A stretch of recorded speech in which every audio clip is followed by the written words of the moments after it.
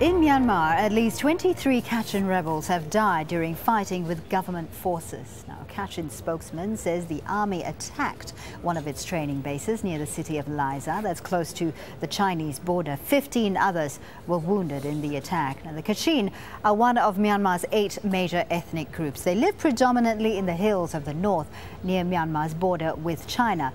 Now, the Kachin Independence Army, otherwise known as the KIA, was set up in 1961, and they waged a war against the then Burmese state until 1994.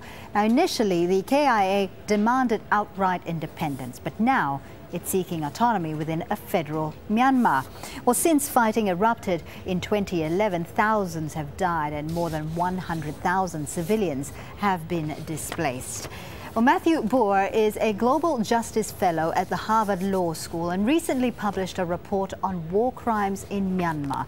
He joins us via Skype from the Thai city of Chiang Mai. Thank you very much, Matthew, for being with us. Now, Myanmar's government has been able to reach a peace agreement with most of the ethnic and rebel groups in the country. Why not the Kachin?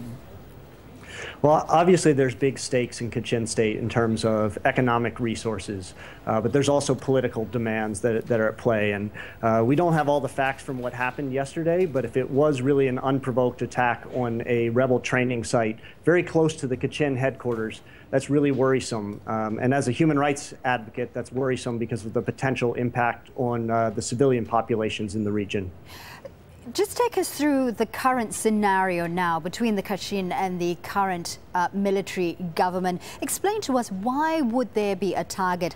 Why would they target the KIA now? Is there any significance in the timing? Particularly, it comes right after the ASEAN summit that occurred last week. Well, yeah, obviously it's a really delicate moment in Myanmar at this time, and a delicate moment for the peace process. The Kachin are in negotiations with the government alongside other ethnic armed groups to try to negotiate peace. We don't know what's behind this recent attack, but it is quite worrisome that it's coming so quickly on the heels of the ASEAN summit and at this vital moment in the peace process. Now, Matthew, Myanmar is still a very young democracy, and many of the parliamentarians are former generals who've been implicated in battles against rebel groups.